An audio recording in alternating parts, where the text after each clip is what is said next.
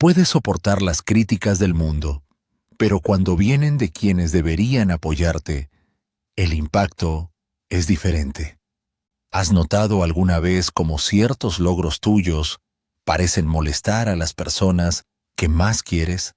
Un pariente lejano que cambia de tono cuando hablas de una alegría, un hermano que ironiza sobre tus decisiones, una madre que disfraza su desaprobación de preocupación. La envidia en el seno de la familia es silenciosa, pero existe. Freud, que dedicó su vida a estudiar los impulsos inconscientes, ya lo decía. A menudo, lo que más odiamos en los demás es lo que no soportamos ver en nosotros mismos.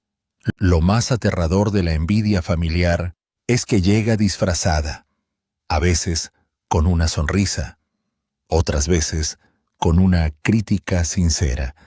Algunos dicen que solo dan consejos, pero detrás de las palabras hay un malestar difícil de nombrar, porque está muy arraigado, es antiguo y a menudo inconsciente. En la visión freudiana, los vínculos familiares son el primer campo donde se dibujan los conflictos del alma, el niño que quería ser el centro de atención y tenía que compartir el afecto con sus hermanos, el adolescente que quería autonomía, pero era reprimido por figuras parentales controladoras. Estos primeros afectos no resueltos crean fisuras que, en la edad adulta, se manifiestan como envidia, competencia y resentimiento. La envidia no consiste solo en desear lo que tiene la otra persona. Es sentirse disminuido porque la otra persona ha conseguido algo que inconscientemente creemos que se nos ha negado. Y dentro de la familia, este sentimiento es aún más intenso, porque ataca a la base de la identidad. ¿Por qué él y no yo? ¿Por qué consiguió irse de casa y yo me quedé? ¿Por qué a él se le admira y a mí se me ignora? Estas preguntas no se dicen en voz alta, pero se sienten, alimentan la crítica, el distanciamiento, las bromas ácidas y los silencios pesados. Y quien está al otro lado, tú, tal vez, percibe algo extraño en el aire, aunque nadie hable directamente. Freud nos enseña que el inconsciente habla a través de los actos, no de las palabras. La envidia familiar se esconde en los gestos más simples, en tu ausencia, en un momento importante, en el intento de menospreciar tus victorias, en la necesidad constante de corregirte, incluso cuando solo querías compartir una buena noticia. Muchas personas llegan a la vejez arrastrando una historia de heridas causadas no por enemigos, sino por familiares cercanos, porque esperaban comprensión y recibieron juicios, esperaban apoyo y encontraron competencia. Pero es posible protegerse, sin cortar lazos que siguen siendo importantes, sin dar la espalda a toda la historia vivida y sin convertirse en una persona amargada. El camino es la conciencia, el autoconocimiento, la capacidad de nombrar lo que está pasando, salir del círculo de la culpa y la repetición, y sobre todo, poner límites internos. En este vídeo, vamos a entender por qué se producen los celos en la familia, cómo se manifiestan y sobre todo, cómo protegerse de ellos sin volverse frío, solitario o resentido. Profundizaremos en conceptos fundamentales del psicoanálisis de Freud: proyección, transferencia, narcisismo, repetición compulsiva. Observaremos estas estructuras no como algo teórico, sino como lentes que revelan lo que estaba oculto, los conflictos que heredamos, los roles que repetimos y las elecciones que aún podemos hacer para liberarnos. En el psicoanálisis, Freud reveló que lo que sentimos no siempre tiene que ver con quién tenemos delante, sino con algo que está sin resolver en nuestro interior. Esto es lo que él llamó transferencia. Cuando transferimos viejos sentimientos originados en relaciones pasadas, pero aún activos en nuestro inconsciente, a otra persona. La transferencia es lo que ocurre, por ejemplo, cuando un hermano mayor trata con desdén al menor, no porque éste haya hecho nada malo, sino porque en algún momento de su infancia aprendieron que tenían que competir por la atención, el afecto o el reconocimiento. Lo que se sentía hacia los padres, pero nunca se elaboró, se transfiere entonces a otro miembro de la familia. Pero la transferencia suele ir acompañada de otro mecanismo igualmente poderoso, la proyección. Según Freud, cuando sentimientos como la envidia, la ira, la inseguridad o el fracaso se vuelven insoportables para nuestro yo, la mente los proyecta, es decir, se los atribuye a otro. De este modo, el individuo se protege del peso emocional de estos sentimientos, colocándolos fuera de sí mismo.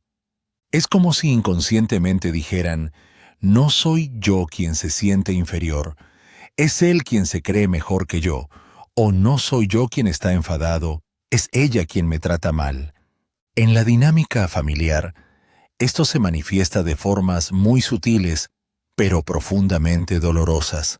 Compartes un logro y, en lugar de celebración, recibes silencio, una mirada de desaprobación o una crítica disfrazada de consejo. A veces basta con existir en equilibrio para despertar el malestar de quienes no han encontrado ese mismo estado en su interior. Si has alcanzado la paz después de una vida tumultuosa, habrá quien lo vea no como un ejemplo, sino como una afrenta. Si has encontrado la autonomía, hay quien lo interpreta como frialdad. Si has superado dificultades, hay quien piensa que se lo estás restregando por la cara, incluso sin decir una palabra. Estas reacciones no tienen que ver con quién eres, sino con lo que representas para los demás. Te conviertes en un espejo, y los espejos pueden ser insoportables para quienes no quieren mirarse. Freud decía que el síntoma es una forma disfrazada de la verdad. La hostilidad injustificada, el retraimiento repentino, la queja constante, son síntomas, signos de que hay un contenido emocional no procesado que se ha proyectado en ti. Aquí es donde entra en juego la importancia de la conciencia. No puedes evitar que alguien transfiera sus conflictos sobre ti, ni puedes controlar las proyecciones que te llegan, pero puedes negarte a absorber como verdad lo que no pertenece a tu historia. Muchos adultos pasan décadas preguntándose por qué son tratados con desprecio o indiferencia por familiares que nunca supieron reconocer sus virtudes. La respuesta suele estar en estos mecanismos inconscientes. No eres tú quien está equivocado, es la otra persona, la que no soporta ver en ti lo que aún le falta. Y cuanto más intentas explicar, justificar o suavizarte para no molestar, más te alejas de ti mismo. La verdadera protección, en este caso, no es la confrontación directa, sino una especie de claridad interior que te permita observar sin contaminarte. Ser consciente de la transferencia y la proyección es como encender una luz en una habitación oscura. No tienes que gritar para disipar la sombra, basta con verla. El primer paso es dejar de sentirte culpable por las emociones que los demás vierten sobre ti. El segundo es no dejarte moldear por ellas. Tú no eres lo que ellos proyectan sobre ti. Eres tú quien tiene el valor de permanecer íntegro, incluso frente a la fragmentación de los demás. Si te gustan este tipo de reflexiones, suscríbete al canal y activa las notificaciones para no perderte ningún video. Sigmund Freud fue uno de los primeros pensadores en demostrar que el narcisismo es una parte natural del desarrollo humano. Surge en la infancia como una necesidad de autoafirmación y permanece de forma más o menos equilibrada durante toda la vida. Sin embargo, cuando este narcisismo se ve herido, ya sea por la crítica, la comparación o el rechazo, puede dar lugar a emociones intensas como la ira y, sobre todo, la envidia. El narcisismo herido no grita directamente, se enmascara, y en el entorno familiar a menudo se disfraza de cariño. La envidia, condenada socialmente, necesita encontrar una forma aceptable de expresarse. Y ahí es donde entra la preocupación. Una falsa preocupación, cargada de juicios que ni acoge ni protege, solo hace daño de forma disfrazada. Puede que hayas oído frases como ¿estás seguro de que eres realmente feliz? Estas decisiones tuyas me preocupan. Te lo digo porque me importas. Pero el tono, el momento y la insistencia revelan algo más. Detrás de estas palabras suele haber una incomodidad con aquello en lo que te has convertido. Tu independencia puede haber golpeado directamente el ego de alguien que se ha acostumbrado a verte como dependiente. Tu estabilidad emocional puede enfrentar a quienes nunca han aprendido a lidiar con su propio dolor.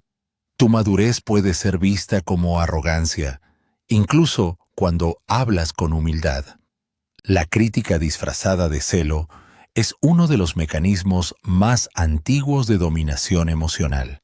Atrapa a la otra persona en un ciclo de culpa y duda. Empiezas a cuestionarte. ¿Creo que estoy siendo mezquino? ¿He sido insensible? ¿He exagerado? Y mientras te explicas, la persona que te critica siente que ha recuperado el control. Porque para el narcisismo herido, lo más difícil es perder el poder simbólico que tenía sobre ti. Cuando cambias, se siente amenazado, porque ya no sabe cuál es su papel en tu vida. Ya no puede protegerte ni controlarte como antes. Freud decía que, cuando el ego se siente amenazado, desarrolla defensas para no derrumbarse, y una de las más comunes es atacar. Pero en contextos familiares, este ataque se disfraza de afecto. Esto hace que todo sea más confuso y más doloroso. Es esencial reconocer este patrón. No toda preocupación son celos, por supuesto. Hay familiares que se interesan de verdad por tu bienestar, pero cuando el cuidado constante parece ir acompañado de irritación, competencia o desdén, es hora de encender la alerta interna. No se trata de responder agresivamente o alejarse de inmediato. El primer paso es observar sin agachar la cabeza. Darse cuenta de cuando la otra persona está hablando de sí misma y no de ti. Escuchar sin absorber, acoger sin anularse. Protegerse de la envidia disfrazada de cariño requiere madurez emocional. Significa no buscar la aprobación de quien no puede ofrecerla. Significa no encogerse para adaptarse a las expectativas de los demás. Y, sobre todo, significa permanecer íntegro, incluso cuando intentan fragmentar tu confianza con palabras dulces, pero venenosas. Quienes no se sienten realizados consigo mismos, a menudo intentan socavar la brillantez de los demás. Pero esa no es tu responsabilidad. No estás aquí para consolar el ego herido de alguien que no ha sido capaz de curarse. Estás aquí para vivir tu vida con autenticidad, aunque te moleste.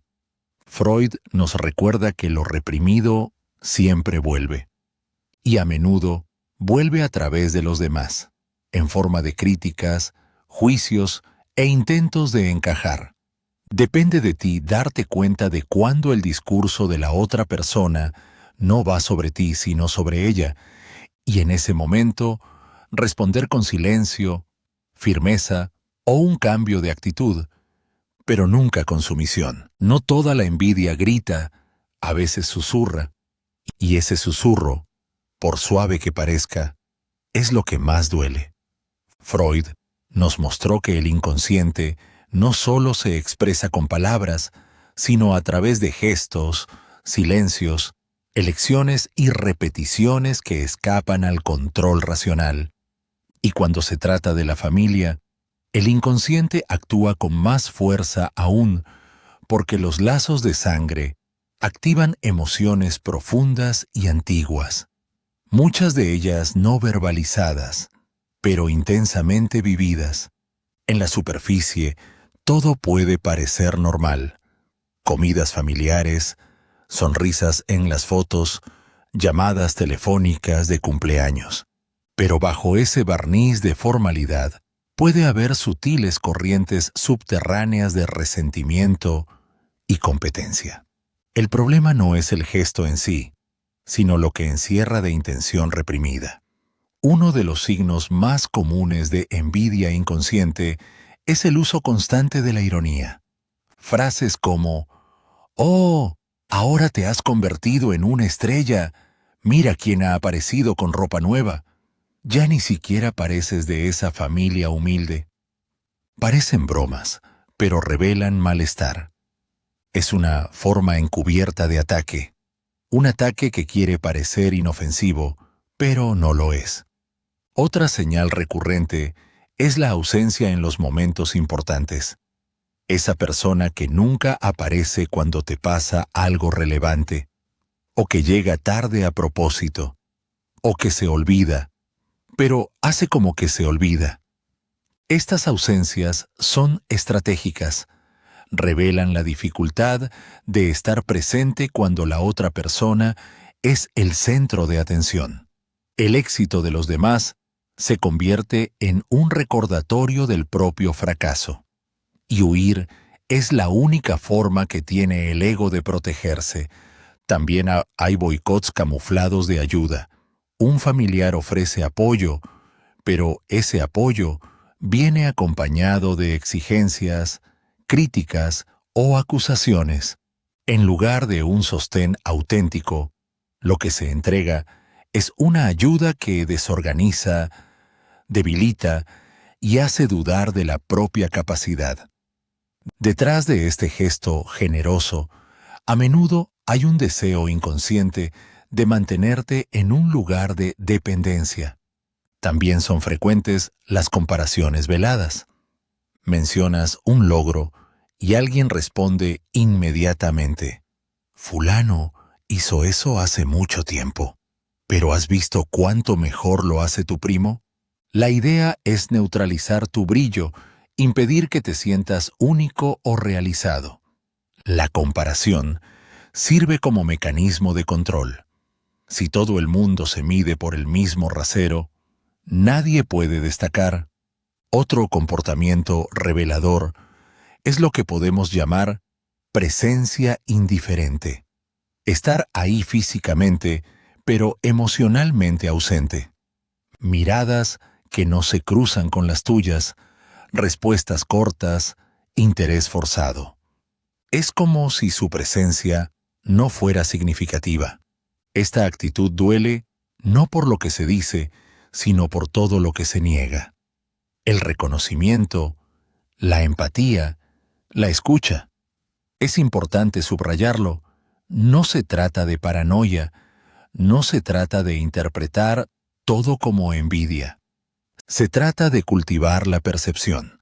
Freud decía que, cuanto más conscientes seamos del inconsciente, menos víctimas seremos de él.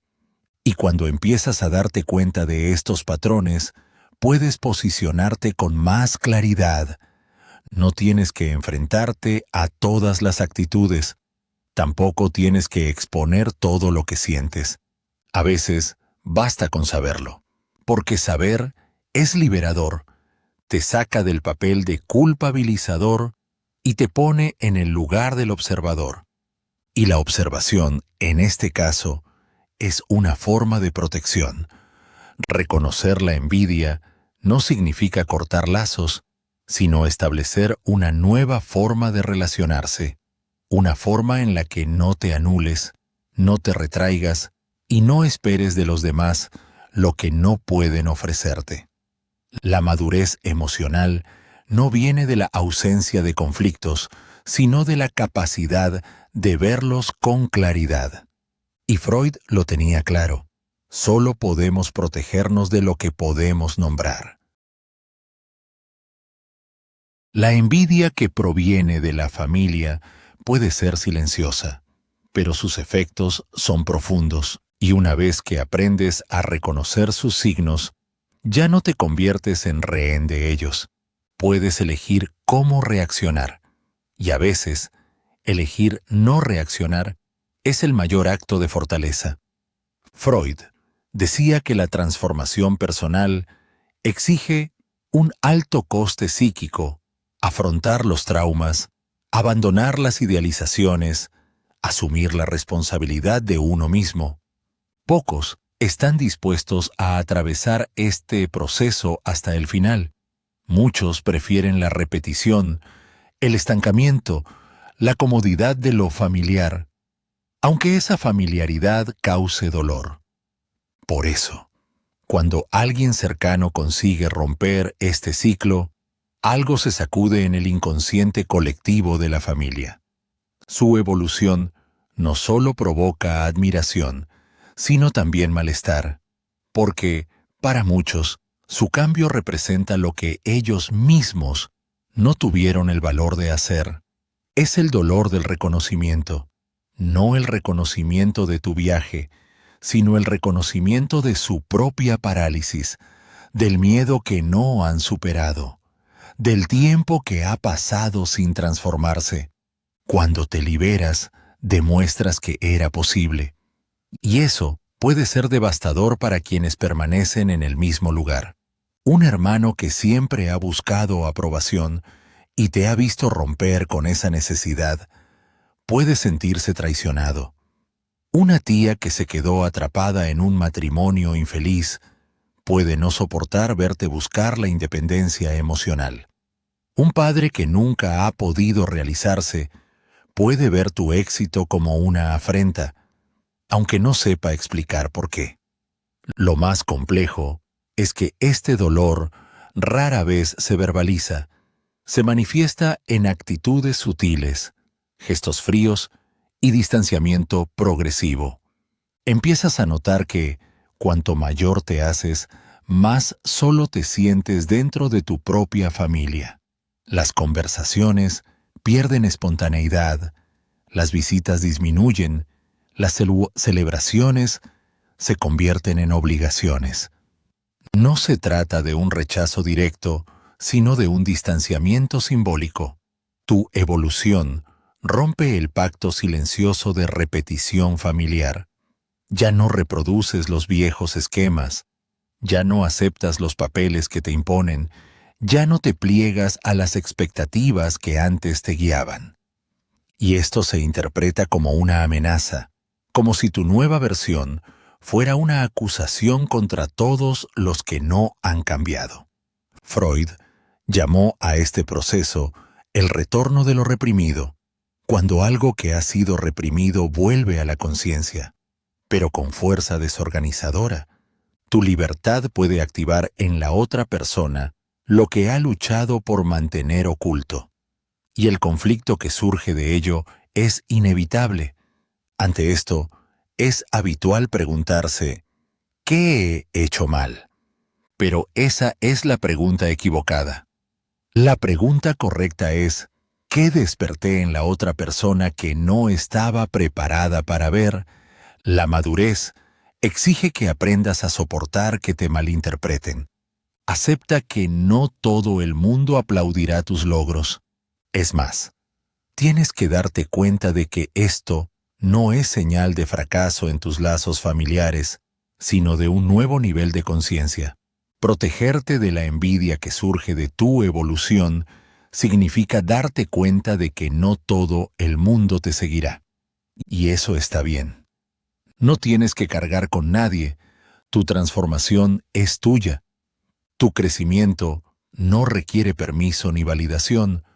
Freud nos enseña que la vida psíquica está hecha de conflictos, pero que la madurez llega cuando somos capaces de simbolizar esos conflictos, de darles un nombre, un significado y un lugar. Puedes reconocer el dolor de otra persona sin absorberlo. Puedes tener compasión sin sentirte culpable. Puedes seguir adelante sin cortar lazos, pero también sin aferrarte a vínculos que te reducen. El precio de crecer no siempre es el aplauso. A veces es el silencio. A veces es la distancia. Pero si tu evolución es sincera, hablará por sí misma.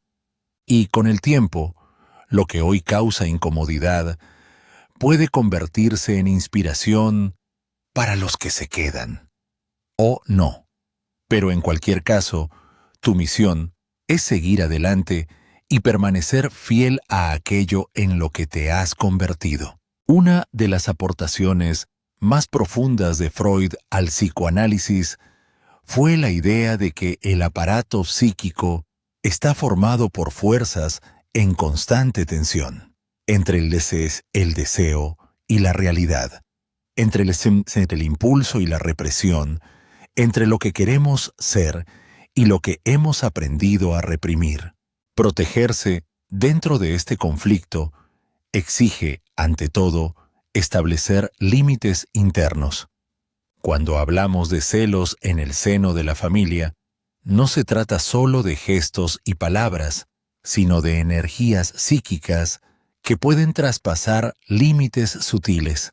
Y si no construyes un espacio interno de protección, corres el riesgo de absorber resentimientos que no te pertenecen. Pero aquí hay un reto importante. ¿Cómo protegerse sin cerrarse? ¿Cómo mantener el corazón abierto sin dejarse invadir una y otra vez? Freud no hablaba de muros, sino de estructuras psíquicas. Un yo sano es aquel que es capaz de filtrar, seleccionar, aceptar lo que lo fortalece y rechazar lo que lo destruye. En las familias marcadas por vínculos dependientes o controladores, decir no puede interpretarse como rechazo. Poner límites puede parecer frialdad. Sin embargo, no poner límites es abandonarse. Y el autoabandono es la forma más sutil de autoderrota. No tienes que justificar la protección de tu paz. No tienes que explicar por qué ya no aceptas ciertas conversaciones, visitas o comentarios. Tu salud emocional no necesita la aprobación de nadie, solo necesita tu conciencia. Freud demostró que el conflicto interno entre el deseo de agradar y la necesidad de preservar el yo puede generar síntomas: angustia, cansancio crónico, insomnio, sensación de ahogo. Muchas personas enferman psicológicamente porque no saben cómo defenderse de los lazos familiares que chupan, exigen e invaden. Y la defensa no tiene por qué ser agresiva. Puede ser silenciosa y firme. Se puede amar y decir no. Se puede cuidar y negarse a imponer. Se puede estar presente y mantener un espacio íntimo e inviolable. Este espacio es lo que Freud llamaría la estructura del yo. Un yo fortalecido no se desmorona ante la culpa, ni se doblega ante el miedo al rechazo. Permanece, incluso cuando la otra persona intenta manipularlo con lágrimas, críticas o silencio. Poner límites psicológicos suele ser más difícil que poner límites físicos. Uno puede irse de casa, mudarse a otra ciudad, pero seguir atado mentalmente a la aprobación de sus familiares. Liberarse requiere un trabajo interno, mirar tus propios deseos, identificar lo que es tuyo y lo que ha sido heredado, lo que te pertenece y lo que te ha sido impuesto. Hay quien dice que el amor lo aguanta todo, pero Freud nos enseñó que el verdadero amor comienza cuando hay separación simbólica, cuando los sujetos dejan de fusionarse y empiezan a existir como individuos. Sin esta separación, lo que existe es una fusión patológica, donde uno solo vive en función del otro. Y cuando esto ocurre, cualquier intento de autonomía es visto como una amenaza. Por eso, protegerse de la envidia familiar a menudo significa reafirmar tu existencia única y aceptar que algunos se sientan ofendidos por ello. Pero no estás aquí para cumplir expectativas inconscientes. Estás aquí para vivir lúcidamente. Y la lucidez requiere límites, no para alejarse del amor, sino para redescubrirlo en su forma más madura, la que respeta, acoge, pero también sabe decir basta. En la práctica, esto puede significar evitar las conversaciones que siempre acaban en dolor, reducir el tiempo de exposición a personas que te disminuyen, elegir con quién compartir lo valioso y, sobre todo, defender el derecho a ser quien eres, aunque te desagrade. Freud describió el superyo como una instancia psíquica formada a partir de la interiorización de las figuras parentales, especialmente durante la infancia. Funciona como una especie de juez interno que representa los ideales, prohibiciones y exigencias que absorbemos de quienes nos criaron. Dice, esto está bien, esto está mal, no puedes hacer eso. En las familias, este superyo suele reforzarse a lo largo de las generaciones, creando una especie de moral colectiva, silenciosa, tácita, pero muy arraigada. Y quienes intentan romper este esquema pueden encontrarse con reacciones intensas, sobre todo cuando su libertad individual amenaza el equilibrio simbólico de la estructura familiar. Decides vivir de otra manera, eliges un nuevo camino, tomas decisiones que no siguen las expectativas y de repente oyes frases como «Nadie en nuestra familia hace eso. Estás olvidando de dónde vienes. Estás cambiando demasiado». No son solo opiniones. Son manifestaciones del superyo familiar, una voz invisible y heredada que intenta mantener a todo el mundo en un molde que a menudo ya no encaja, un molde que asfixia.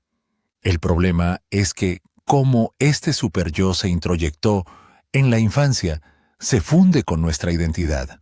Cuando intentamos romperlo, nos sentimos culpables.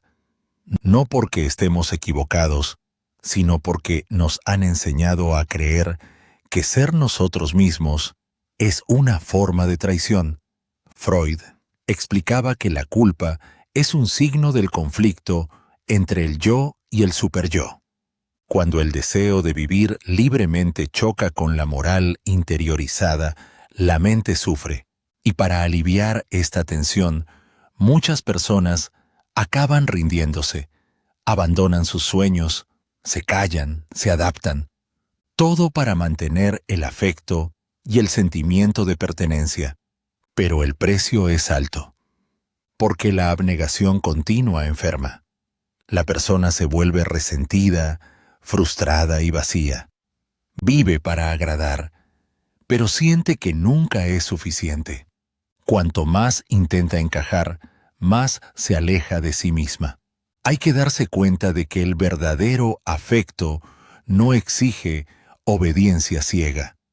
Cuando una familia impone un amor condicional, te aceptaré si eres como yo quiero que seas.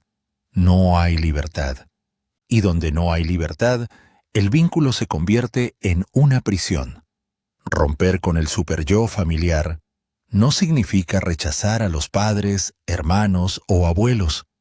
Significa reconocer que hay valores que fueron útiles en el pasado, pero que hoy ya no lo son. Significa elegir qué se sigue llevando y qué se puede dejar atrás, respetuosamente. Este proceso es doloroso, sobre todo para quienes fueron educados en la culpa y la obediencia como formas de amor. Pero también es liberador, porque solo cuando te separas simbólicamente de la moral heredada, puedes construir una vida propia, con sentido, con opciones reales, no solo reacciones automáticas al miedo a la decepción.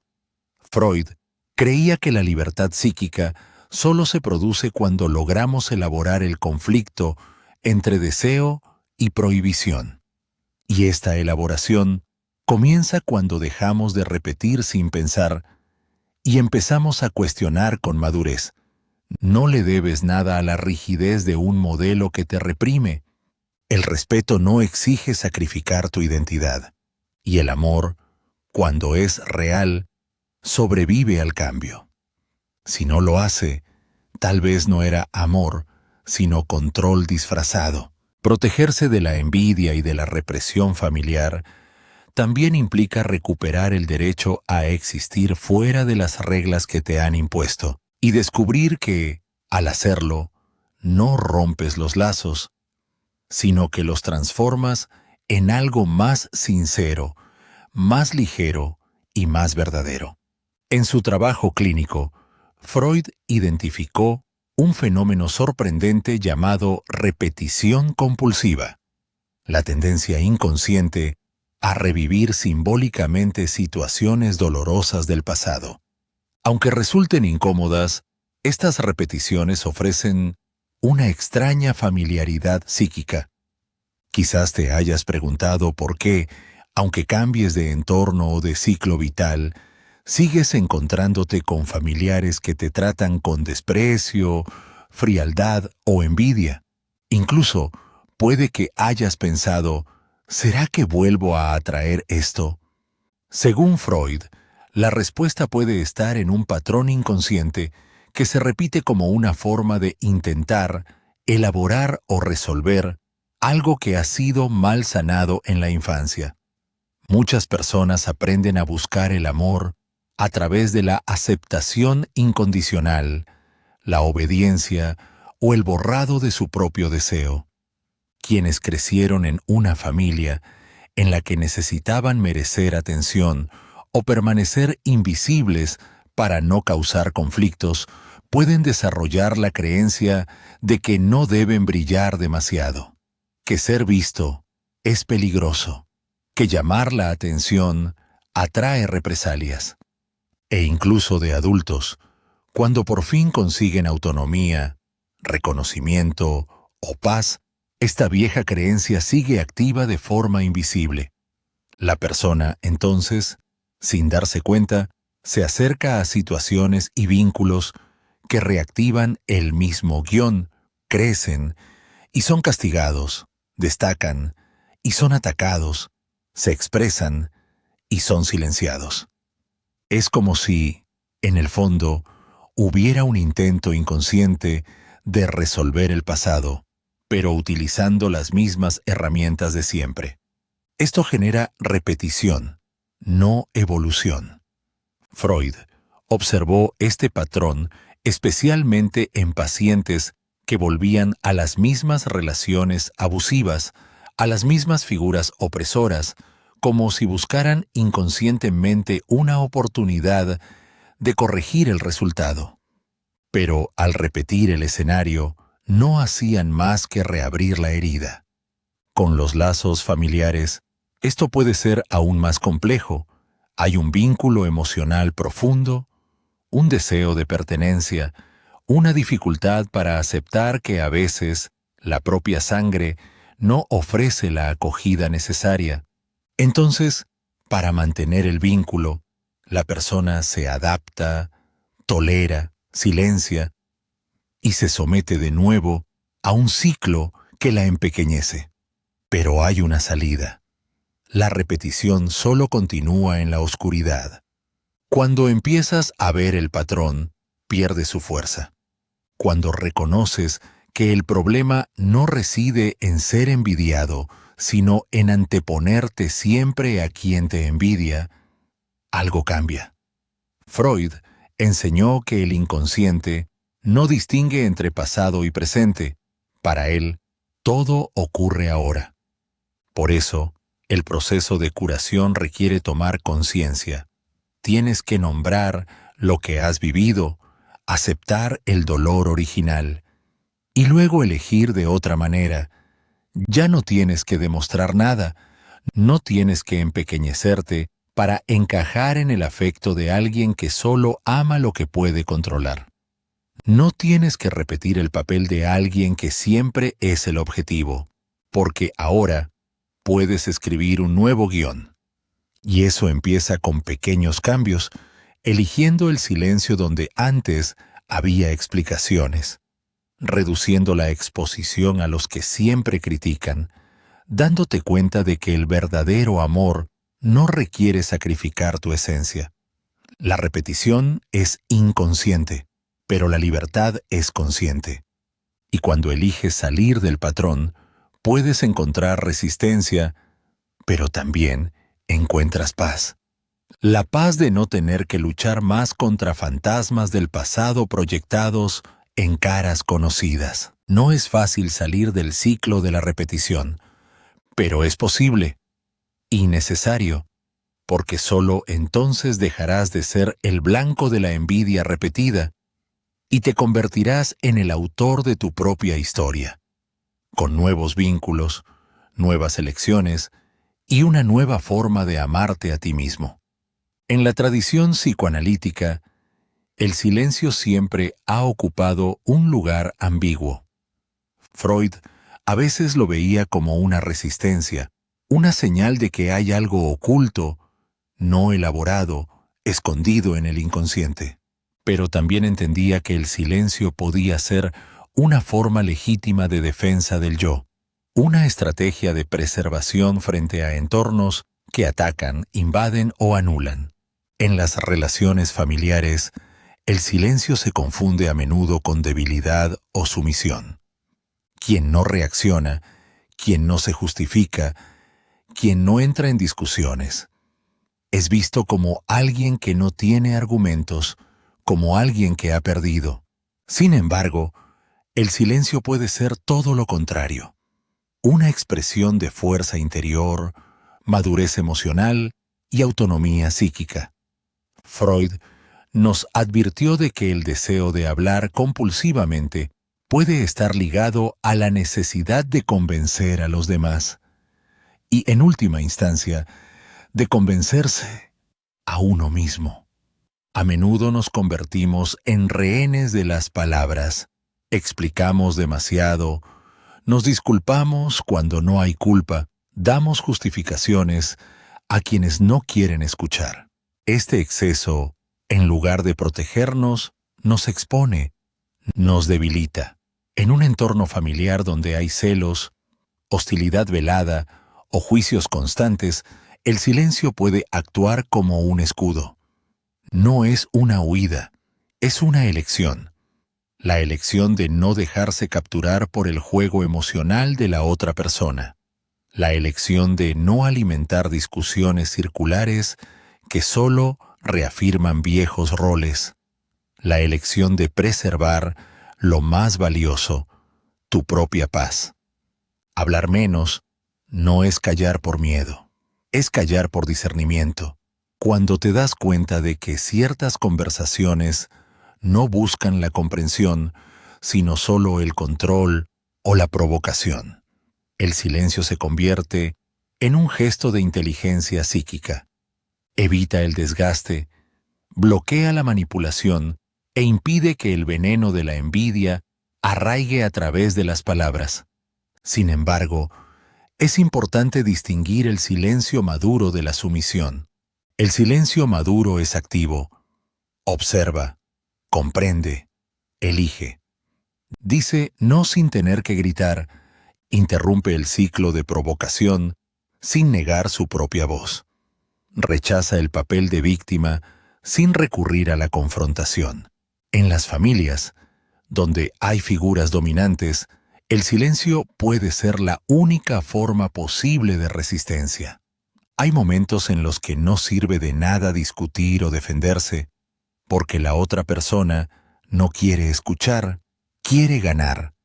Y en esos momentos, hablar menos no es dar munición. Significa no ceder a la guerra emocional que la otra persona intenta iniciar. Freud sabía que no todo tiene que decirse para ser comprendido. El silencio puede incluso revelar más que las palabras, muestra distancia, límites, rechazo, y al mismo tiempo puede preservar vínculos frágiles que, si se afrontaran directamente, se romperían. Hay silencios que mantienen las relaciones en su justa medida, ni tan cerca como para herir, ni tan lejos como para desaparecer. Aprender a utilizar el silencio como protección es un ejercicio de escucha interior. Significa escucharse a uno mismo antes de reaccionar ante los demás. Es darse cuenta de lo que vale la pena decir y lo que puede guardarse para uno mismo. No por cobardía, sino por sabiduría. No hay que estar en todas las discusiones. No hay que responder a todas las provocaciones. Tampoco hay que ofrecer las verdades más íntimas a quienes solo saben ridiculizarlas. Hay pensamientos que merecen el cobijo del silencio. Hay sentimientos que crecen mejor cuando están protegidos de la crítica de los demás. El silencio no anula, fortalece, delimita, te permite, en lugar de malgastar energía en lo que no cambia, volverte hacia ti mismo, hacia lo que puede florecer, hacia lo que realmente importa. Hablar menos es, a menudo, un acto de profundo respeto por uno mismo. Y en esta elección, no te aíslas, te preservas, porque hay situaciones en las que mantener la propia dignidad es más valioso que ganar cualquier discusión. Hemos llegado al final de este viaje, un viaje no hecho de respuestas prefabricadas, sino de reflexiones profundas. Y quizá la mayor lección que nos dejó Freud sea esta. Es imposible vivir sin conflicto, pero es posible vivir con conciencia. Y es esta conciencia la que nos libera. La envidia en el seno de la familia es una de las formas más sutiles y dolorosas de agresión emocional, porque procede de aquellos que deberían acogerte. Se manifiesta en gestos pequeños pero constantes y afecta no solo a lo que tienes, sino a lo que eres.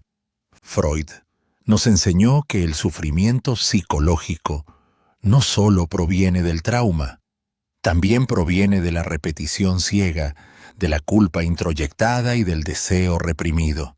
Y dentro de la estructura familiar, estos elementos se entrecruzan, se multiplican y a menudo nos mantienen atrapados en papeles que ya no tienen sentido.